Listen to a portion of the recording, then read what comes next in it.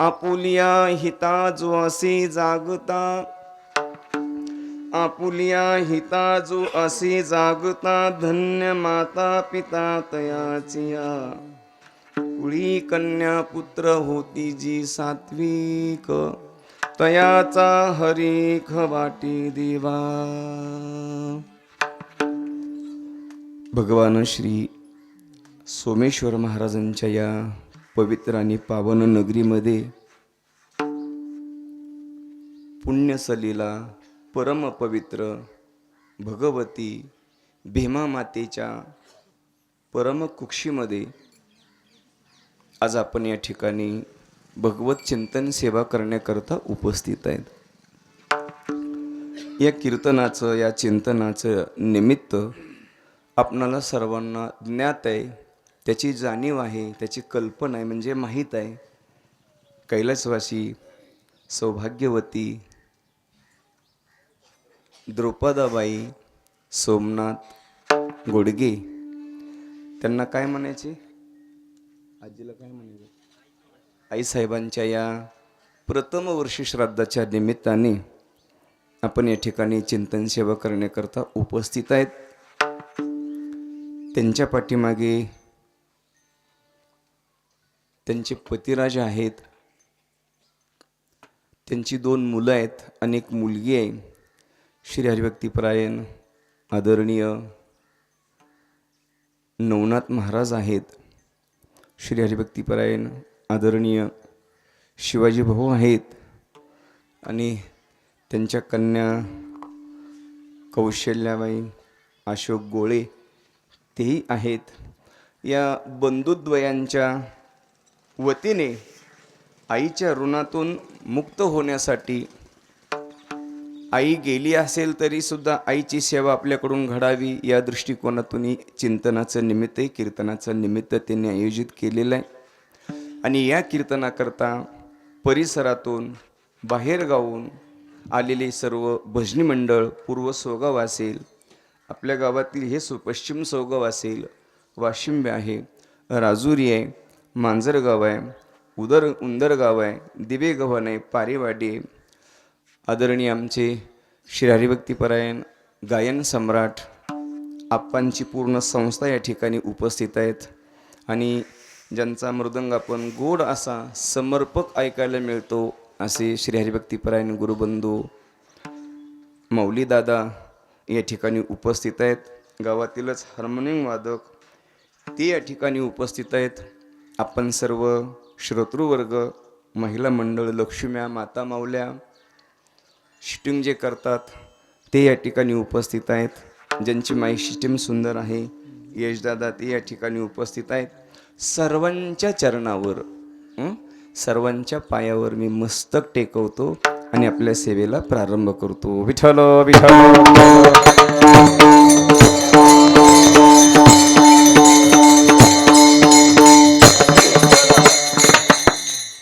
अभंगावर चिंतन करण्याकरता आपण जगद्गुरु तुकोबारायांचा आणि 4 चरणाचा बहुतेकांच्या परिचयाचा पाठातला अभंग आहे. या अभंगातून जगद्गुरु तुकोबाराय जो हिताच्या ठिकाणी जागा आहे त्याच्या आईवडिलाला धन्यता देतात.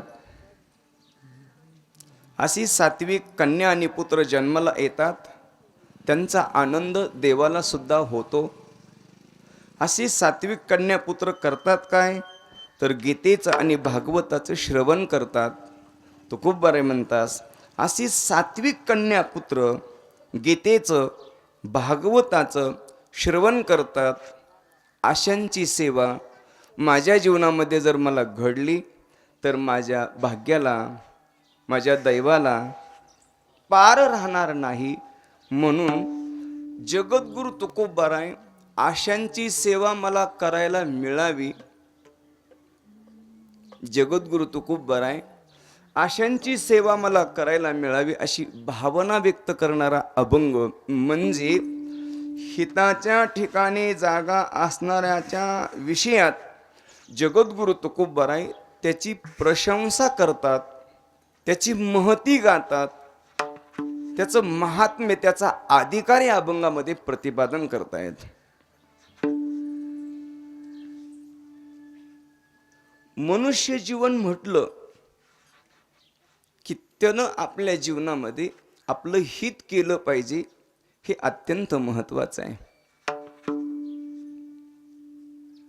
आपण कीर्तनाला आलोत, भगवत भजन करू लागलो, आळंदी पंढरीची वारी करू लागलो, हे देवावर उपकार आहेत का आपलं कर्तव्य आहे?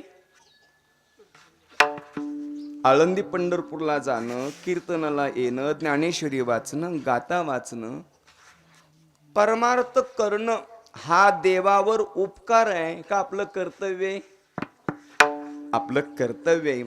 देवावर उपकार होऊ शकत नाही.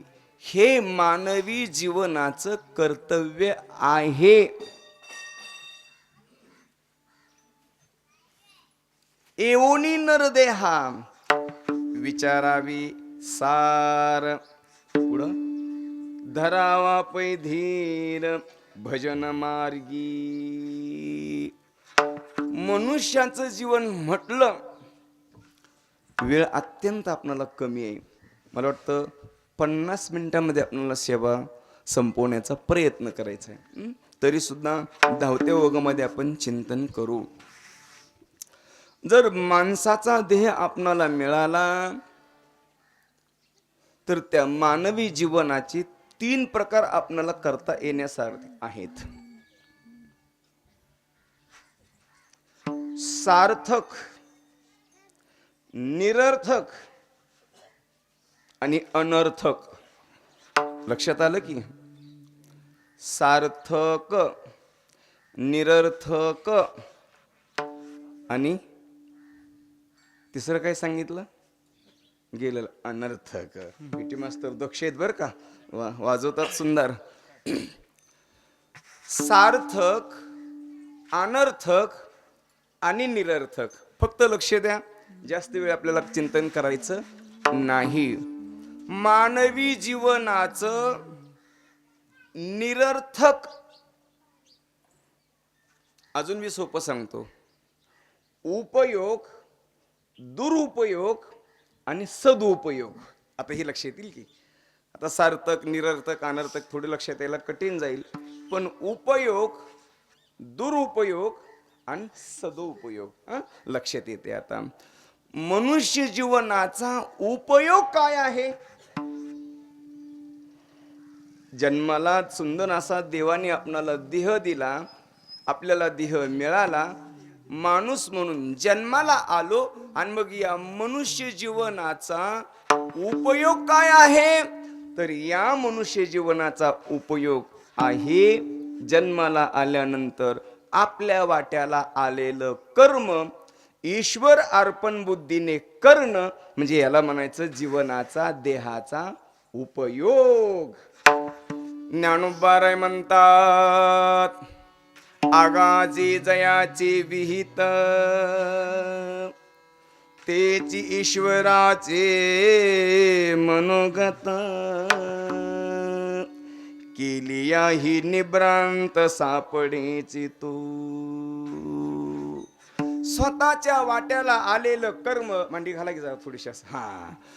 स्वतःच्या वाट्याला आलेलं कर्म ईश्वरार्पण बुद्धीने करणं म्हणजे हे देहाचा उपयोग आहे. उपयोग. स्वे स्वे कर्मण्य भिरतस संसिद्धिं लभते नरहा, स्वकर्म निरत सिद्धिं यथा विंदती तच्छृणु. स्वतःच्या वाट्याला आलेलं कर्म, मग जे काय असेल ते, कसलंही कर्म असू द्या, वेळ घेणार नाही. संत महात्म्याने कर्म कोणतं आहे, हे कर्म चांगलं नाही म्हणून सोडून दिलं नाही. वाट्याला आलेलं कर्म केलं, सजन कसाया विकुलागी मांस, माळ्या सावत्यास खुरपू लागे.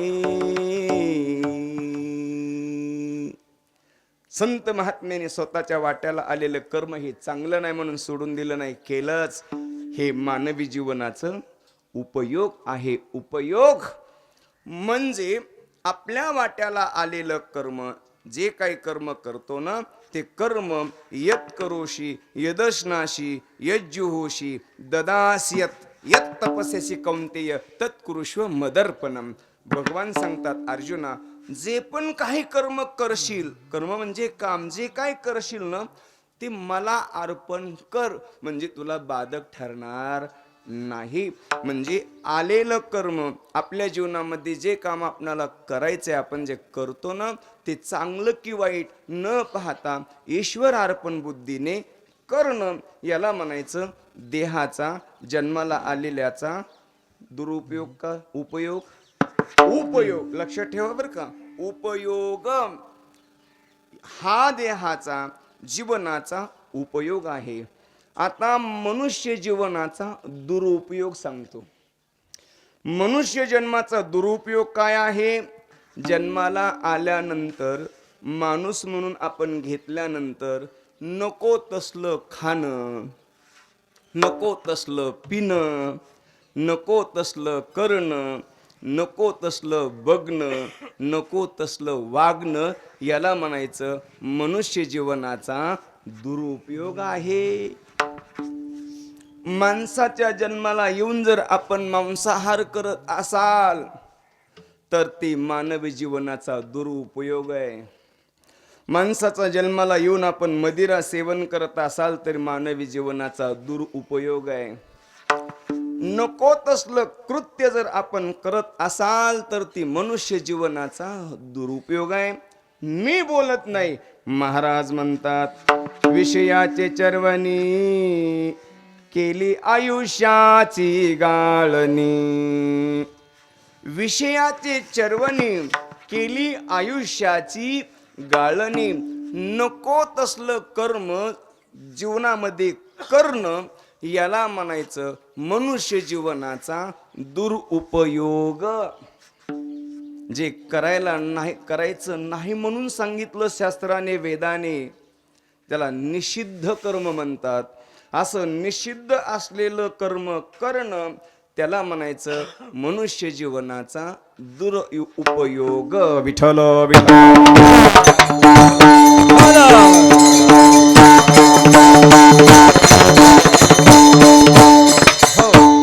दोन मुद्द्याचं आपण थोडक्यात चिंतन केलं. मनुष्य जीवनाचा उपयोग आणि मनुष्य जीवनाचा दुरुपयोग. मग मनुष्य जीवनाचा सदुपयोग काय आहे? आयुष्याच्या साधने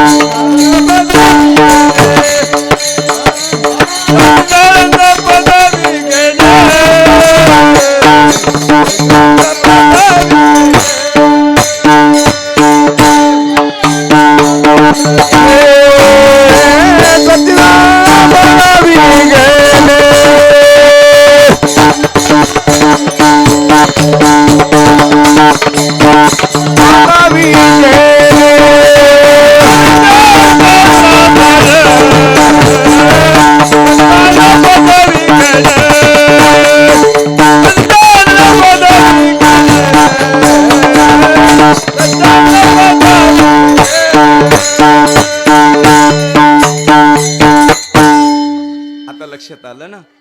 मनुष्य जीवनाचा सदुपयोग काय आहे? तर जन्माला आल्यानंतर सच्चित आनंद स्वरूप होणं, सच्चित आनंद स्वरूप प्राप्त करणं, हे मानवी जीवनाचा सदुपयोग आहे. अजूनही मनुष्य जीवनाचा सदुपयोग जर काय असेल तर त्याचं चिंतन जगद्गुरु तुकोबाराय सेवेला घेतलेल्या अभंगाच्या पहिल्या चरणामध्ये.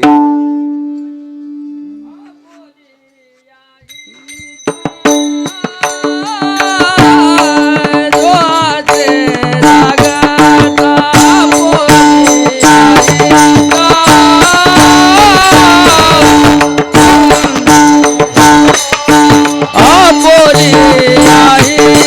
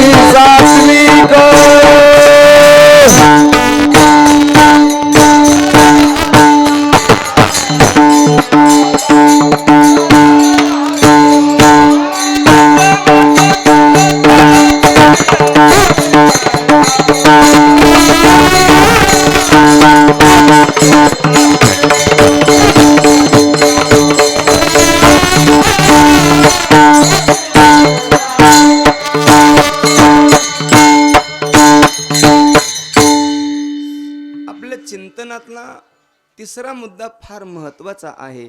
काय सांगितलंय आपण?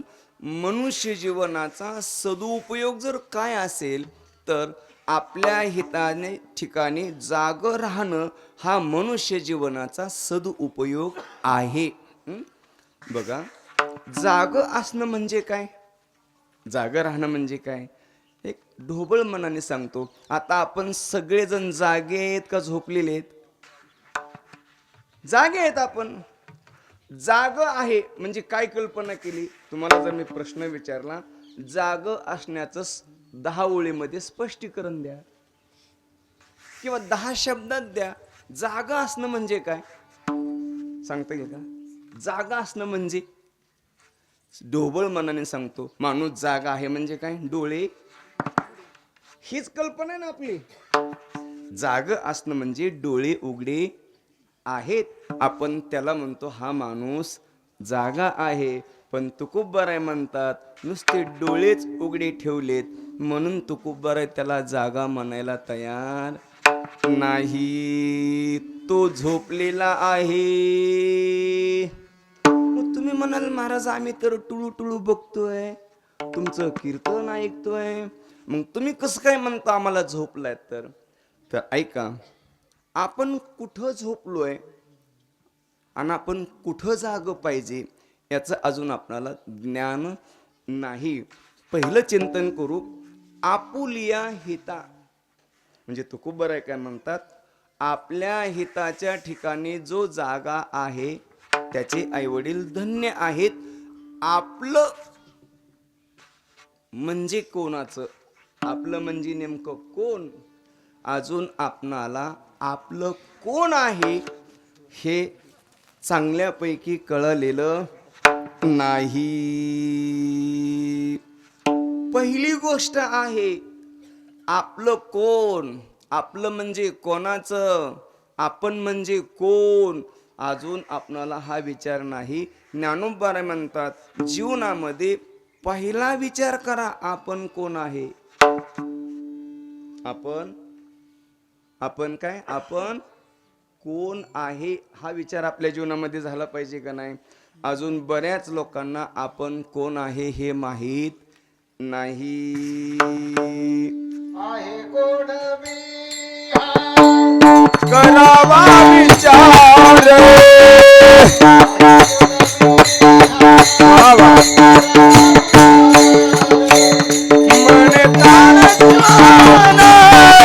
निवृत्तीचा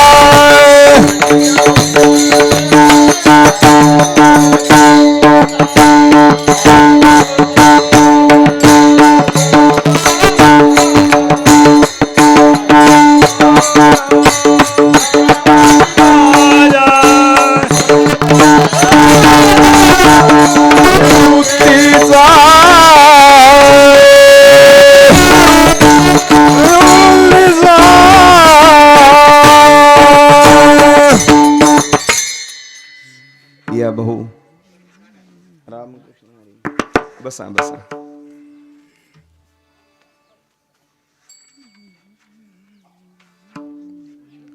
आपला विषय काय होता?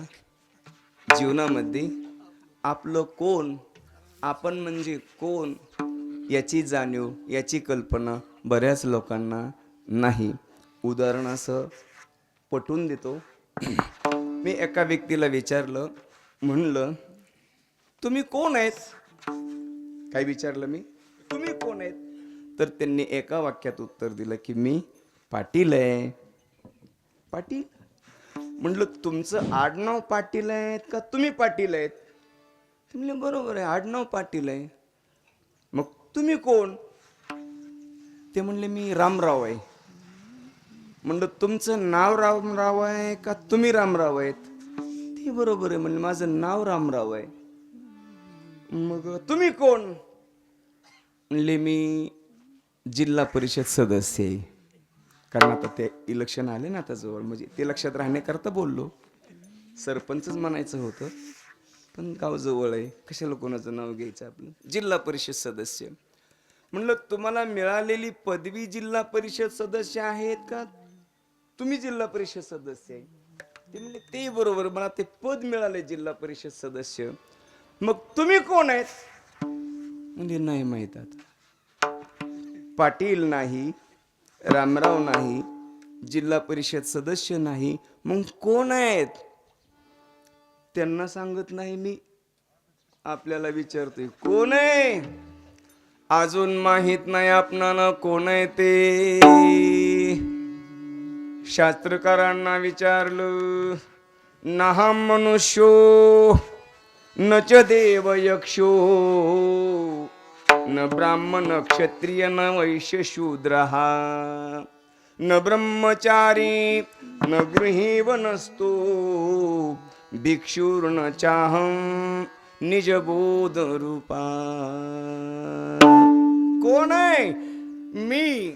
मनुष्य नाही, यक्ष नाही, देव नाही, ब्राह्मण नाही, क्षत्रिय नाही, वैश्य नाही, गृहस्थी नाही, ब्रह्मचारी नाही, संन्यासी नाही, वानप्रस्थ नाही. मग कोण आहे?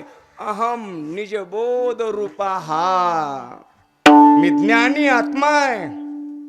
मग याला तुकोबारांना उत्तर द्यावं लागलं, मी वासुदेव तत्वता.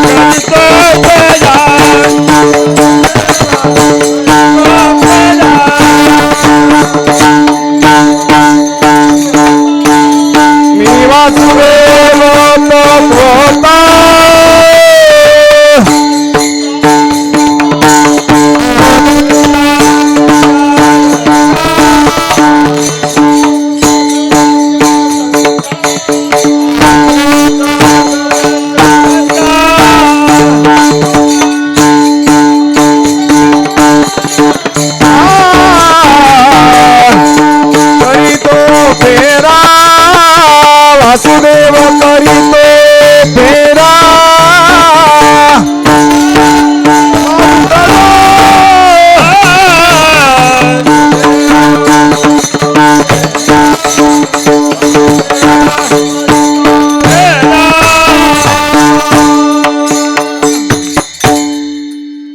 जसं शास्त्रकार सांगतात, नाहम मनुष्यो नच देव यक्षो. मग कोण आहे?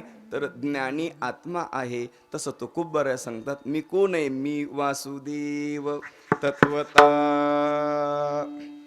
मग तुकोबारा वासुदेव आहेत, बरोबर आहेत. आपण कोण आहेत? आपण सगळेजण कोण आहेत? बघा, माणसांच्या मनावर खोट किती रुजलेलं आहे. खोट इतक्या लवकर पटतं, तसं खरं लगेच पटत नाही. ही परंपरा आताची नाही, रामायणापासूनची. हनुमंतरायांनी खरं सांगितलं होतं का खोटं सांगितलं होतं रावणाला? हनुमंतरायाला काय विचारलं होतं? हनुमंत मारण्यासाठी रावणाने विचारलं, कशात आहे तुझं मरण? हनुमंतरायांनी सांगितलं, बाबा मी चिरंजीव आहे. सप्त चिरंजीवापैकी हनुमंतरायांचं नाव आहे. हनुमनश्च विभीषण, हा सप्त चिरंजीव आहे. मग पटलं नाही रावणाला. रावणाला वाटलं शक्य आहे का? मरण नाही असं कुठं होतं का? आया है सो जाएगा राजा रंक फकीरारी, जन्माला आलेला सगळा मरणार आहे. मग तुला मरण नाही कसं? हनुमंतरायांनी आहे म्हणलं, खरं आहे ती सांगितलं, मला मरण नाही. मग पुन्हा रावणाने विचारलं, खरं सांग. मग आता हनुमंतरायांना ते खोटं बोलावंच लागलं. हनुमंतरायांनी सांगितलं, माझं मरण माझ्या शिफ्टीत आहे म्हणले. मग रावणाने ऑर्डर सोडली, राजा बोलेन. सगळं सैन्याला सांगितलं, पेटवा म्हणले ह्याची शिफ्टी, टाका पेटून. आता त्यानं खरं सांगितलं होतं. आता शेपटी पेटवलं का हनुमान जळेल का? अरे शेपटी पेटवले हनुमान जळायचं लांबच राहिलं, पण लंकाच जळून बसली. म्हणजे मला हे सांगायचं आहे, खोटं माणसाला लगेच पटतं. तुकोबाऱ्यांचं प्रमाण आहे की लटिके ते रुचे साच कोणानं पटे.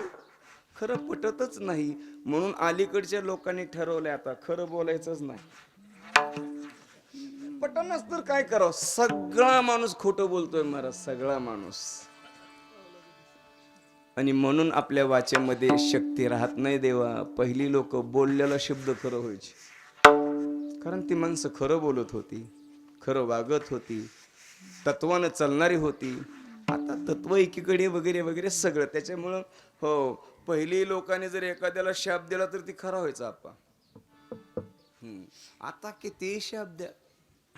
आताच्या लोकांनी जर शाप देऊन माणसं मेली असती ना, ती काय म्हणे नाही, एक कावळ्याच्या सापाने कुठं गाय मरत असते का? अरे माणसाच्या शेपाने जर माणसं मेली असती तर सगळे असले लोक गोळा करून कारगिलच्या बाँड्रीवर नेऊन ठेवले असते आणि तिकडच्या लोकांना दिला असता शाप, तुमचं असं हो, तुमचं तसं हो, मेले असते तिकडचे लोक. पण तसं होत नाही, खरं नाहीच ना. माझा विषय एवढा आहे, खरं लवकर पटत नाही. जसं तुकोबाराय म्हणतात, मी वासुदेव तत्वता, तुकोबाराय वासुदेव आहेत, मग तुम्ही आम्ही कोण आहेत? तुम्ही आम्ही कोण आहेत? ममैमांशु जीवलोकी जीवभूत सनातन मनःषष्ठानींद्रियाणि प्रकृतिस्थाने कर्षति यदुक्तं करोति गंटवी ब्रह्म सत्यम जगन्मिथ्या जीव ब्रह्मैव नापरः. तुका म्हणे कैची कीव कोटी जीव निराळा. आपण सुद्धा वासुदेव आहोत, पण आपणाला वासुदेव म्हणून पटत नाही. सांगू, एखाद्या माणसाला जर म्हटलं ना, राम राम राम राम, काय देव आहेत हो तुम्ही, देवासारखेच राहो तुम्ही, देवच आहेत खरं. ती म्हणला छे छे, मी कुठला देव, मी देव नाही म्हणतो. मग ह्या माणसाने विचार केला, ह्याला खरं पटत नाही. त्यानं सांगितलं काय मूर्ख आहे तो? ती म्हणला तुम्ही कसं काय ओळखलं? म्हणजे मूर्ख म्हणलं की पटत, पण देव आहे म्हटल्यावर पटत नाही. आपण देव आहोत, आपण सुद्धा वासुदेव आहोत, पण वासुदेव असण्याची प्रतीती आपल्या जीवनामध्ये नाही. आणि मग वासुदेव असण्याची प्रतीती असणं नाम जाग असणं. विठ्ठला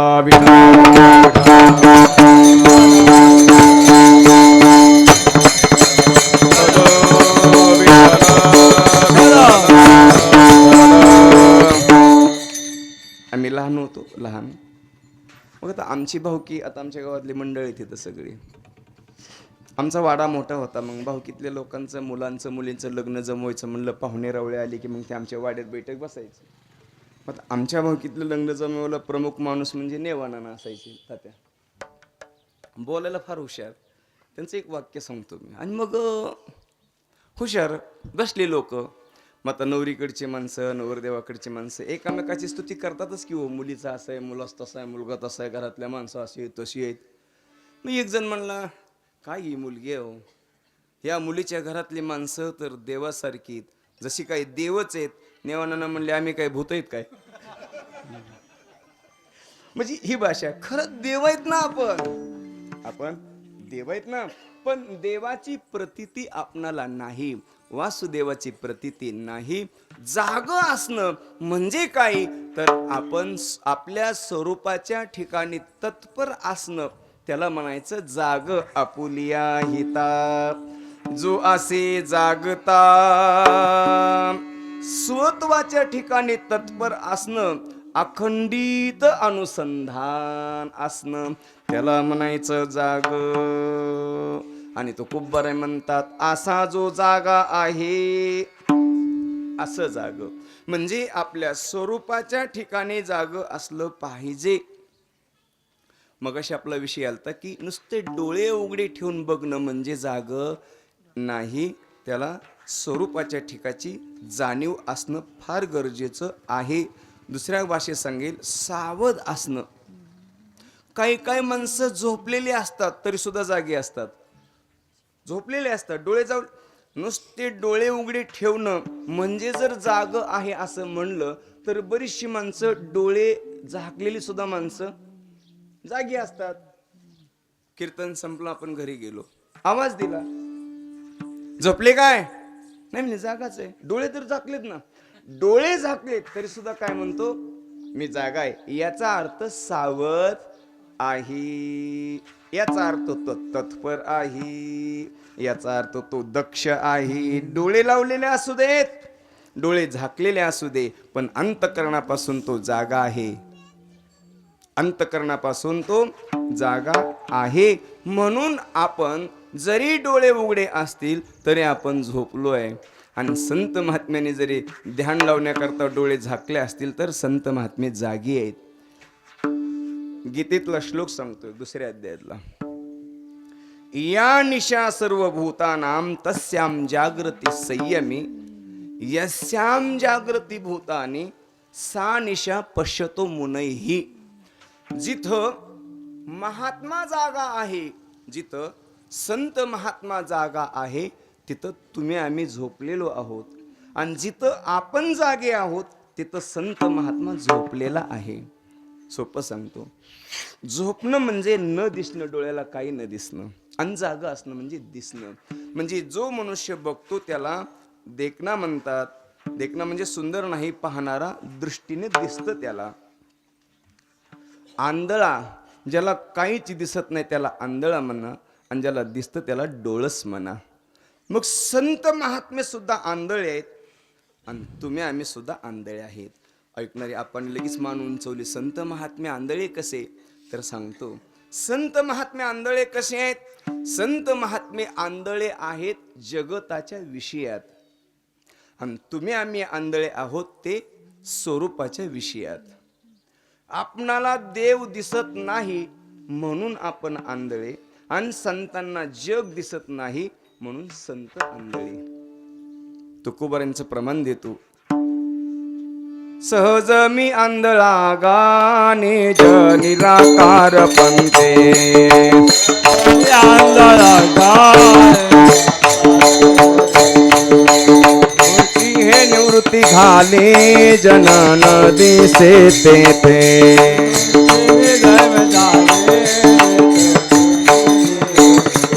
मी माझे हरपले ठाई जेते चाते ते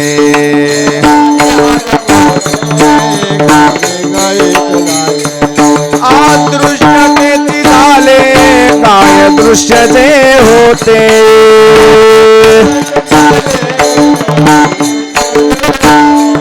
अदृश्यतेची झाले काय दृश्य जे होते.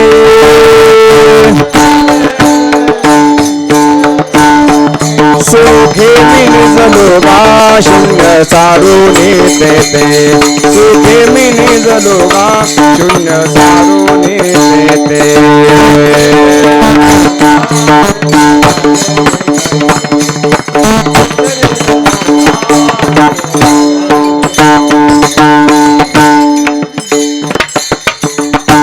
तुकोबाने म्हणतात आंधळ आहे मी, पण कसा आंधळ आहे? मला जग दिसत नाही. जननो ही हा अवघा जनार्दन, ही जग नाही, ही माणसं नाहीत, नरनारी बाळे अवघा नारायण. तुकोबारे म्हणतात अरे हे सगळे नरनाळे मला नारायण दिसतात, मला देव दिसतात.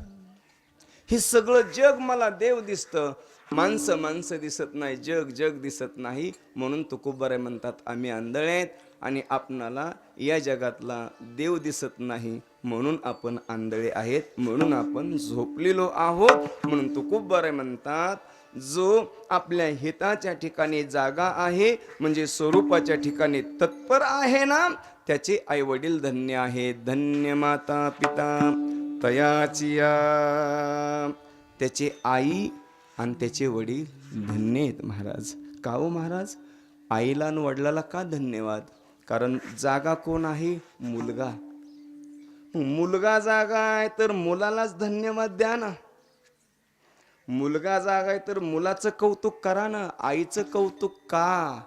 आईला धन्यवाद का, तर तुकोबाराय म्हणतात या आईनेच त्या मुलाला जागं राहण्याकरता प्रवृत्त केलं, तसे संस्कार दिले, तसं वळण लावलं.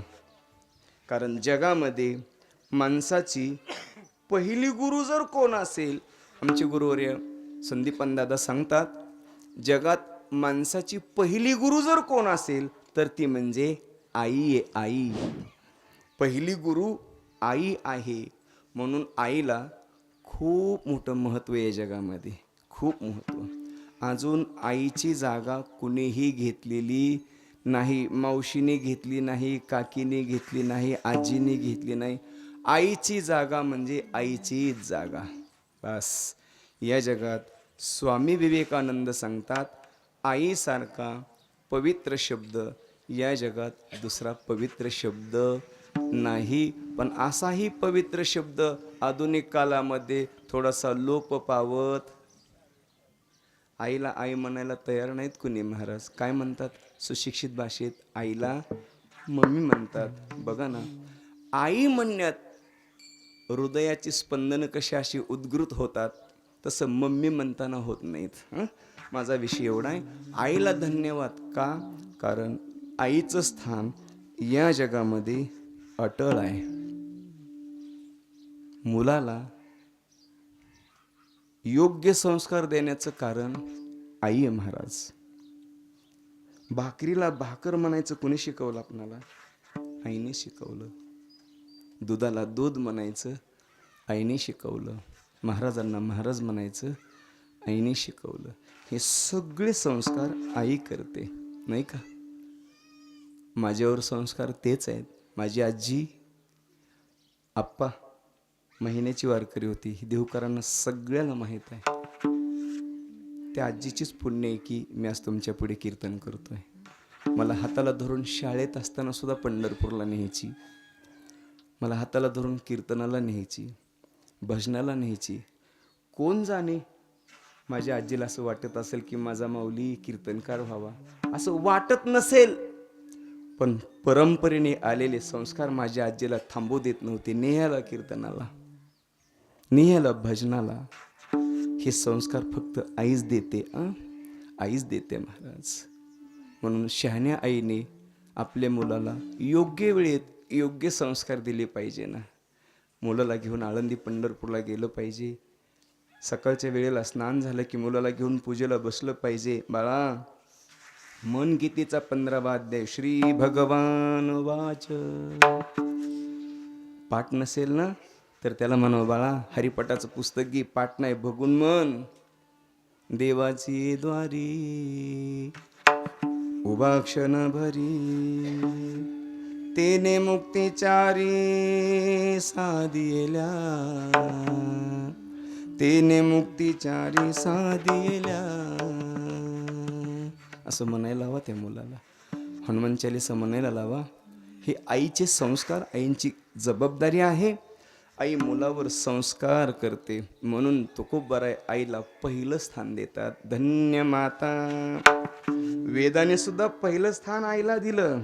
मातृदेवो भव, त्वमेव माता पिता त्वमेव, त्वमेव बंधु सखा त्वमेव, त्वमेव विद्या द्रविणं त्वमेव, त्वमेव सर्वं मम देव देव. हे संस्कार आई देते. म्हणून पहिली गुरु आई आहे.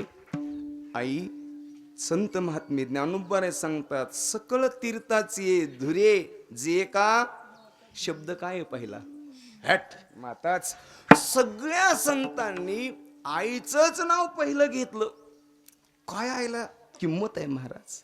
या जगात आईला खूप मोठी किंमत आहे. आता ठराविक मुलांना कळते, काही मुलांना कळते न कळते आपल्याला माहीत नाही. पण भाग्यवान आहेत की जे मुलं आपल्या आईची किंमत करतात आणि जाणतात. भाग्यवान आहेत. खूप मोठा शब्द आईचा. संत वाङ्मयामध्ये जेव्हा प्रेमाचं उदाहरण द्यायचं ठरलं तर संत महात्म्यांना पहिली आठवण झाली ती म्हणजे आईची. तुकोबाराय म्हणतात, लेकुनाची हित जाणे माऊलीचे चित्त, ज्ञानोबाराय म्हणतात, किंबहुना धनुर्धरा जो मातेची ये उदरा, तो मातेचा सोयरा की तुला आईचं उदाहरण. संत महात्म्यांना जेव्हा पदवी द्यायची ठरली, पद द्यायचं ठरलं, तर तुकोबाराय म्हणतात, तुम्ही संत माय नंतर बाप कृपावंत. म्हणजे आईला इतकी मोठं स्थान आहे, म्हणून तुकोबाराय म्हणतात, धन्य माता तयाची या. आईने आपल्या मुलावर योग्य संस्कार करण्याची जबाबदारी आईची आहे, म्हणून आई धन्य आहे. योग्य जन्माला आल्यानंतर केले पाहिजे हे विशेष नाही. काही काही आईंनी, काही काही मातेने गर्भात संस्कार केले महाराज मुलाला, झाले त्याच्यावर. अशी पुराणात कित्येक तरी उदाहरण आहेत. कयादू मातेला इंद्र घेऊन चालला. नारदाच्या आश्रमावरून निघालं विमान. नारदाने पाहिलं, इंद्रा अरे नेऊ नको तिला, ती गरोदर आहे, तिच्या उदरामध्ये बाळ वाढतंय, नेऊ नको, पतिव्रता आहे ते. खरं तर हिरण्यकश्यपूचं कुळ म्हणजे हे दैत्याचं कुळ आहे. मग दैत्याच्या कुळामध्ये सुद्धा पतिव्रता जन्माला येते, सात्विक मुलगा जन्माला येतो, कारण उपकार आईचे आहेत. सोडलं. नारद महर्षींचं वाक्य कानावर पडल्यावर इंद्राने सोडलं, आणि जिथं सोडलं त्या कयादू मातेला, तिथं आश्रम नारद महर्षींचा होता. आता नारद महर्षींचा आश्रम म्हणजे काय आपल्या घरासारखं होतं काय? एकीकडं कोंबड्याचा खुरोडा, एकीकडं शेरडांची जाळी. मग आता कोंबड्याचा खुरोडा आणि शेरडांच्या जाळीत काय देव राहील का महाराज? तिथं कली राहतो, कलीचं स्थान आहे तिथं महाराज. म्हणून कोंबड्या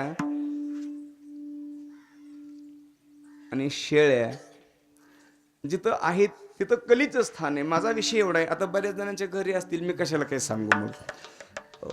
आणि बऱ्याच लोकांचं म्हणणं, महिला मंडळांचं लय म्हणणं असतं, अहो म्हणलं मावशी कशाला पाळतात तसलं, काही चांगलं आहे का ते? आपण माळकरी आहेत, वारकरी आहेत, कशाला तसले ते कोंबड्या कॉकॉ कॉकॉ कॉकॉ उठले की त्याच्या नादाला लागायचं, झाप वर करायचा कॉकॉ कॉकॉ कॉकॉ कशाला? ते म्हणले नाही महाराज, वर खर्च भागतो. आता वर जायची पाळी आली तर वर खर्च बघायचे लागले. रे कवर बघते ही वर खर्च, आपलं बक्की अगोदर. विषय एवढा आहे, नारद महर्षींच्या आश्रमात काही कोंबड्याचा खुरोडा होता का? नाही महाराज. नारद महर्षींच्या आश्रमामध्ये काय वातावरण होतं? नारायण नारायण श्रीमन्नारायण नारायण नारायण नारायण नारायण नारायण. नारद महर्षींच्या आश्रमातलं वातावरण हे होतं. माणसं भगवंताचं चिंतन करतील हे नवल नाही, झाडं सुद्धा आणि पशु पक्षी सुद्धा भगवंताचं चिंतन करत होते. ऐकणारे लोक म्हणतील, महाराज निर्जीव वस्तू काय भगवंताचं चिंतन करतात काय? मी पुराव्याने बोलतो. रामायणातलं उदाहरण आहे. रामायणातलं काय उदाहरण आहे? लक्ष्मणजीला शक्ती लागली, सगळ्यांना बोलवलं. सुषेण वैद्याने सांगितलं आपल्याला एक वल्ली आणावी लागते, आणि कुठं जावं लागतंय? द्रोणागिरी पर्वतावर जावं लागतंय. तिथं वल्ली आहे, ती वल्ली घेऊन यावं लागतंय. ती सुद्धा दिवस मावळायच्या, दिवस उगवायच्या अगोदर. हा ऐकणारे लक्ष ठेवा, जरा दक्ष राहिलं पाहिजे. ती वल्ली कधी आणायची? सूर्योदय होण्याच्या अगोदर. लक्ष्मणजीला आपल्याला ती वल्ली देऊन उठवायचंय. लक्ष्मणजी जागे होणार आहेत, सावध होणार आहेत. कोण जाणार? हनुमंतराय होते. शूरानी धीर स्वामी काजी तू सादर. जबरदस्त गडी महाराज. मी म्हणत नाही, तू खूप नामदेवराय म्हणतात, खेळ्या माझी हनुम्या शहाणा. नामदेवराय म्हणतात हनुमंतराय का शहाणा खेळणारा कोणीच नाही. लेजन खेळण्याच्या आऊट झाले महाराज, पण हनुमंतराय आऊट झाले नाहीत. हुशार आहेत. बोलवलं हनुमंतरायांना. हनुमंतराया लगेच हात जोडले. स्वामीजी काय आज्ञा? हनुमंता किती स्वामीच्या सेवेमध्ये तत्पर होते महाराज. हनुमंतराय काय देवा? काय नाही, असं असं करावं लागतंय. द्रोणागिरी पर्वतावर जाऊन वल्ली तुम्हाला आणावी लागते, औषधे आणावं लागतात. ठीक आहे, जय श्रीराम, लगेच उड्डाण. तिथं काही घरच्यांना जाऊन विचारायचंय, जाऊ का म्हणून यायचंय का, फोन करायचंय का, काय घरी नाहीच कोणी.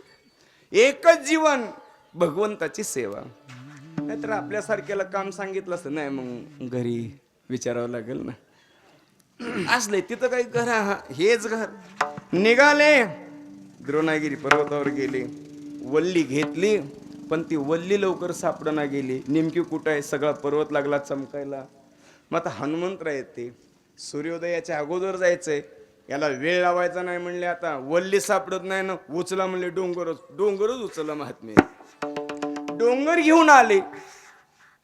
येताना लक्ष्मणजीचे प्रभू रामचंद्राचे भाव भरत कुठं राहत होते, नंदीग्रामात राहत होते. आणि मग नंदीग्रामावरून ती निघाला डोंगर, लक लक लक लक लक करणारे त्या सगळ्या वल्ली. ते डोंगर घेऊन हनुमंतराय निघाले, मुखामध्ये सारखं प्रभूचं चिंतन आहे.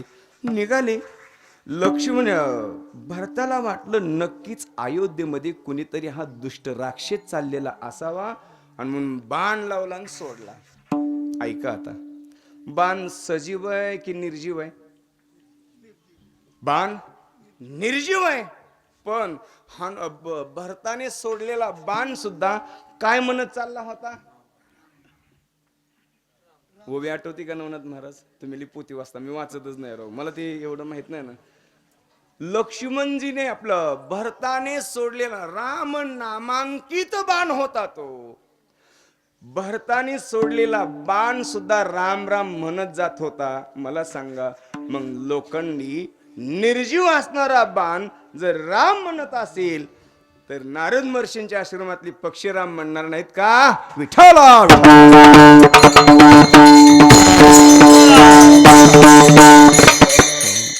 नारद महर्षींच्या आश्रमामध्ये कयाधू माता होती. सगळीकडे भगवत चिंतन. ओम नमो दादा, ओम नमो भगवते वासुदेवाय, ओम नमो भगवते वासुदेवाय. सारखा ओम नमो भगवते वासुदेव नामाचा जप होता. आणि त्या वातावरणामध्ये माता कयाधू राहत होती. आणि त्याच वातावरणाचा परिणाम कयाधू मातेच्या गर्भावर झाला. आत गर्भ वाढत होता प्रल्हादाचा, आणि त्याच्यावर परिणाम झाला. आणि म्हणून ज्ञानोबारायला म्हणावं लागलं, सत्वर उच्चार प्रल्हाद बिंबला,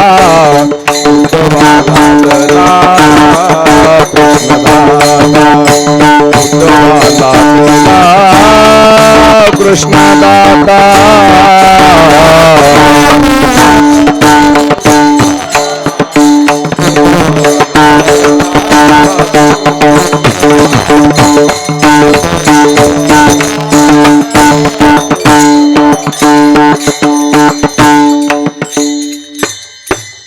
सत्वर उच्चार प्रल्हादी बिंबला, उद्धवा लादला कृष्णदाता. प्रल्हादाला गर्भावर संस्कार माता कयाधूनी केली.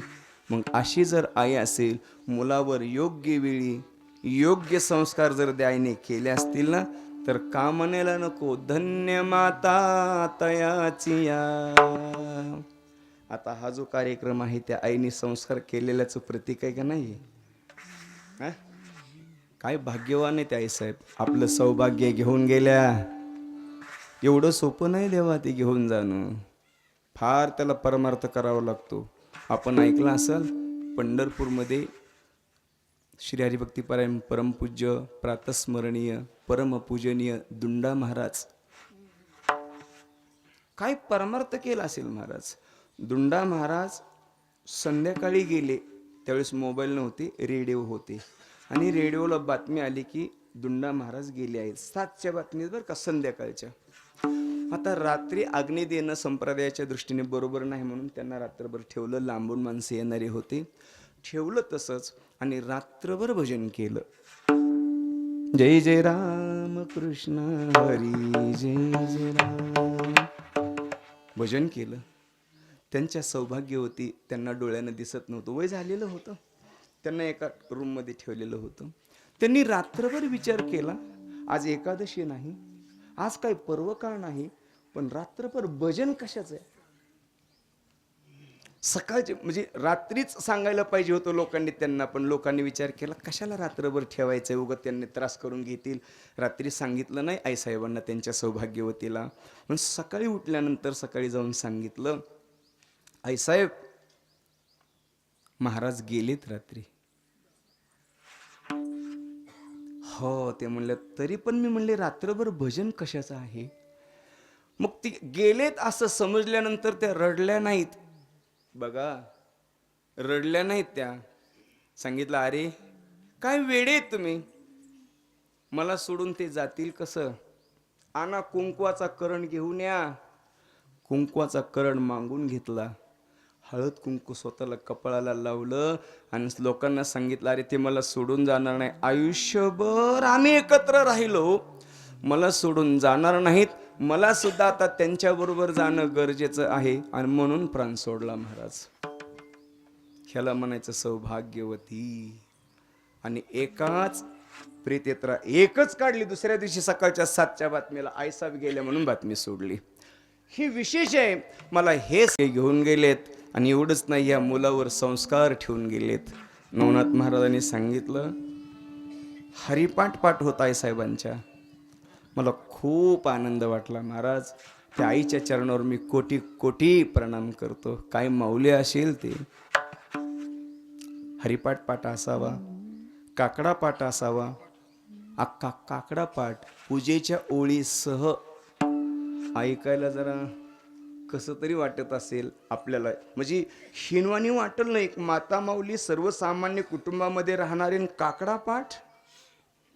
काय काकडा, योगिया दुर्लभ तो म्या देखिला साजनी, देखिला साजनी, पाहता पाहता पाहता पाहता मनान पुरे धनी.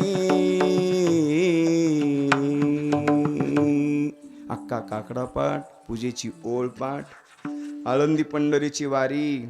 एवढंच नाही, श्री क्षेत्र देहूवरून श्री क्षेत्र पंढरपूरला 25 वाऱ्या केल्या आईने. मग का श्रीरत्न जन्माला येणार नाहीत, का असले सात्विक पिढी जन्माला येणार नाही.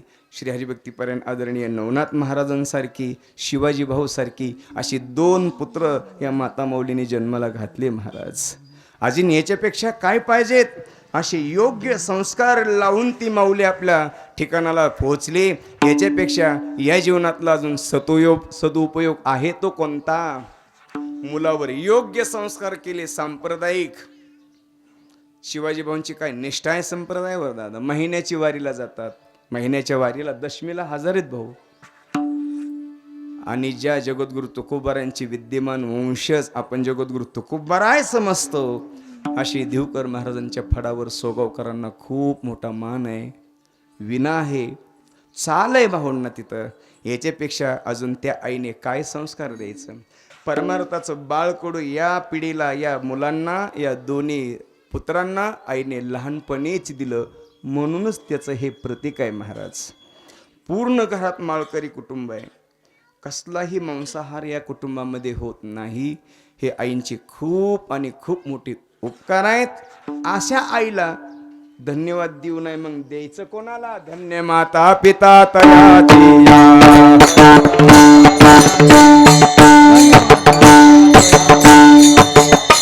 हिता जो असे हिता जो असे दागता, धन्य माता पिता तयाची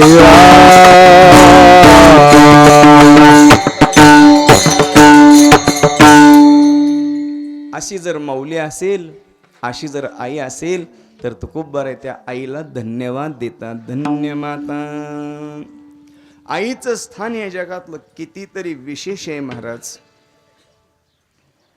आता वेळ आपल्याला फक्त 5च मिनिटं आहेत. आपल्याला वेळ संपवायचा असल्यामुळं जास्त बोलणार नाही. आईचं स्थान किती महत्वाचं आहे.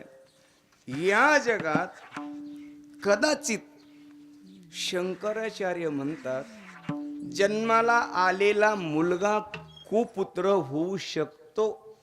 कुपुत्र म्हणजे बेईमानदार, दुष्ट, वाईट वागणारा, पीडा देणारा जन्माला येऊ शकतो किंवा जन्माला आल्यावर तसा बनू शकतो.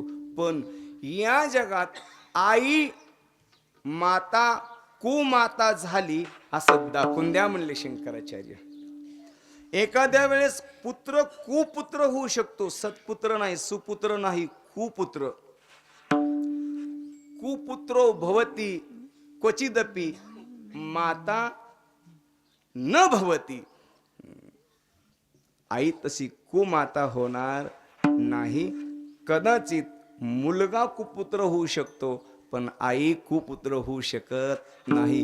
किती जरी मुलाने त्रास दिला तरी आई कधीच मुलाला त्रास देणार नाही आणि मुलांचं वाईट चिंतन करणार नाही.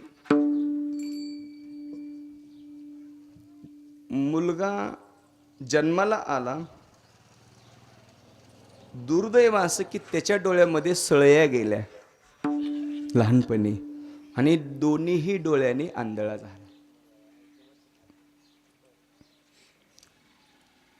आई आंधळी. बाहेर खेळायला गेल्यानंतर मुलाने हिनवावं, आला आंधळीचा मुलगा, आला आंधळीचा मुलगा. आई आंधळी ना, आई आंधळी आहे म्हणून येणाऱ्या मुलांनी त्यांना चिडवावं, खिजवावं. आंधळीचा मुलगा आला, आंधळीचा मुलगा आला, आंधळ्याबाईचा मुलगा आला असं खिजवायचं. त्याला ती समाजामध्ये वागायला बरं वाटलं नाही. तो समाजात जायला थोडा टाळायचा. आपली आई आंधळी आहे म्हणून आपल्याला नावं ठेवून घ्यावं लागतं आणि म्हणून तो आईचा तिरस्कार करू लागला, आईला हीनवणी वागणूक देऊ लागला. तरी सुद्धा आईने ते सगळं सहन केलं. लहानाचं मोठं केलं, त्याला शिकवलं, त्याला चांगल्यापैकी नोकरीला लावलं. महाराज, मुलाने किती जरी वेगळी वागणूक दिली, चांगलं वागवलं नाही ना तरी आई त्याला चांगलीच वागणूक देते, कधीच वाईट वागणूक देत नाही. महाराज, आईचं हे मोठेपण आहे. शिकवलं महाराज, लहानाचं मोठं करते ना आई. किती म्हणून त्रास घेते आई महाराज आपल्याला लहानपणापासून जर आपण विचार केला ना, किती त्रास घ्यावा त्या आईने. पाळणा हाताचा, दीप नयनाचा, त्रास सोसिला 9 महिन्याचा. त्रास सोसोनी मजला वाढविले, गोड घास घालोनी मजला पोसविले. आई दुसऱ्याच्यात कामाला जाते, दुसऱ्याच्यात भांडी घासते, दुसऱ्याचे कपडे धुवायला जाते महाराज, पण आपल्या मुलाला चांगलेच कपडे घालून शाळेत जात लावते. अंगावर स्वतः फाटकी साडी घालेल ती आई, पण मुलाला शाळेत लावताना घराच्या बाहेर लावताना नटून थटून चांगले कपडे घालूनच लावते. माझा बाबा सुंदर दिसावा, माझा बाबा चांगला दिसावा. वडिलांनी जर लहान मुलाला कडेवर घेऊन बाहेर जायची घाई केली ना तर मंडळी त्या मुलाची आई सांगते, हो तसं कसं नेता, थांबा. त्यांच्याकडून घेते, त्याला पुसते, चांगली कपडे घालते, गंध लावते, केस विंचरते आणि सुंदर असं बनवून त्या वडिलांच्या हातात देते. अशी आई असते महाराज. एक दिवस आई उपवाशी राहू शकते महाराज, पण मुलाला खाऊ घालून झोपवते ना. आणि स्वतःचं दुःख कधीच आपलं मुलाला सांगत नाही, कधीच सांगत नाही. सगळं सहन करते, सगळं. आईने सगळं सहन केलं, लहानाचं मोठं केलं, सांभाळलं, त्याला नोकरीला लावलं, चांगला ऑफिसर झाला तो. पण आईला वागणूक वाईटच द्यायचा, आईला हिनवणी वागवायचा, हिनवणी बोलायचा. असू दे, आपलाच पोरगा आहे, आपल्या पोरांना नाही बोलायचं म्हणजे बोलल का आपल्याला. लग्न झालं महाराज, लग्न झाल्यावर मग मात्र वेगळं ठेवलं आईला, छेड मारून दिलं. आई तिथं राहायची, ठीक आहे बाबा. जेव्हा वेगळं ठेवलं तेव्हा आईने, जुन्या काळामध्ये तसले ट्रंक असायचे ना, पेट्या असायच्या लोखंडी, तसली एक पेटी घेतली आणि बाजूला निघली आई. मुलांनी विचार केला, नक्कीच या पेटीत काहीतरी मौल्यवान वस्तू असल्या पाहिजे. म्हातारी खोडसाळ आहे, मला पेटी दाखवायची सोडून स्वतः घेऊन गेली. जाऊ दे, बरी आपली बगी ठेवलेली तिकडे शेडमध्येच बरी आहे. ठेवलं आणि ती पेटी घेऊन म्हातारी राहू लागली महाराज. रोज सकाळी तो ड्युटीला जाताना दारात यायची आणि माझा बाबा ड्युटीला चालला ना, देवाला प्रार्थना करायची. सूर्याला प्रार्थना अर्घ्य देताना सूर्याला तुळशीला पाणी घालायची.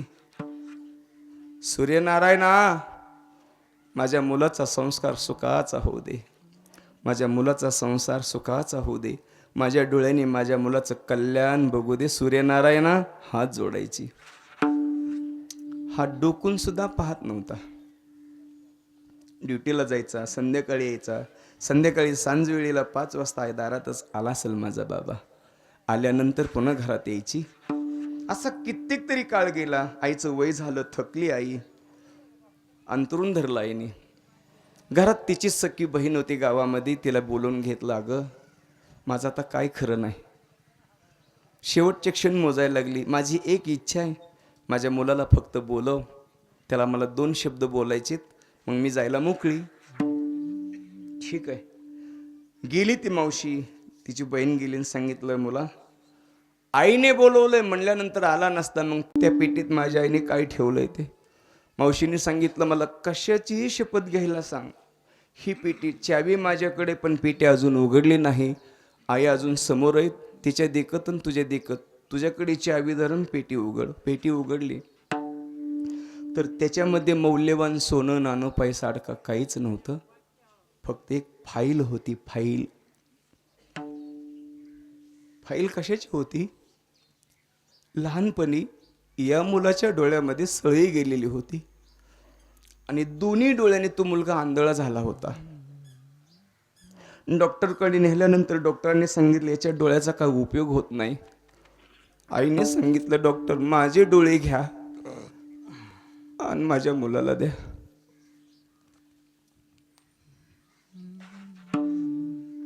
आईने स्वतःचे 2 डोळे काढले, मुलाला बसवली. ती फाईल होती. मग आतापर्यंत मुलाला का दाखवली नाही? आईने विचार केला, हे जर फाईल मुलाने बघितली ना, तर मुलगा माझे उपकार समजेल आणि आयुष्यभर सारखं दुःखात राहील. म्हणून आईने ती फाईल मुलाला दाखवली नव्हती. ही आई असते देवा, ही आई असते. स्वतःचे डोळे काढून दिले, स्वतः आंधळी झाली. आणि आंधळीचा मुलगा म्हणून जर मुलं खिजवत असतील तर आईला वेगळा ठेवणारा कुपुत्र कुणीकडे. आणि एवढा त्रास झाला तरी आईने मुलाला कधी विसरलं नाही, अशी माता कुणीकडे महाराज. म्हणून शंकराचार्य सांगतात, एखाद्या दिवशी एखाद्या वेळेला कुपुत्र जन्माला येईल, पण क्वचिदपि कुमाता न भवती, अशी कुमाता जन्माला येणार नाही. अशी सात्विक माता पिता, सात्विक मुलाला जन्म देणारी आई असते ना, मग तो कुंभार म्हणतात, धन्य माता पिता तयाचिया कुळी कन्या पुत्र होती, जे सात्विक तयाचा हरिक वाटे देवा. गीता भागवत करीते श्रवण अखंड चिंतन विठोबाचे. तुका म्हणे मज घडू त्यांची सेवा, तरी माझ्या दैवा पार नाही. कुळी कन्या पुत्र होती, जे सात्विक तयाचा हरिक वाटे देवा. विठोबार कुमार, विठोबार कुमारी, विठोबार कुमारी, विठोबार कुमारी, विठोबार कुमारी. बोला पुंडलिक वनवा श्री नानवे. विठोबार कुमार, विठोबार कुमार.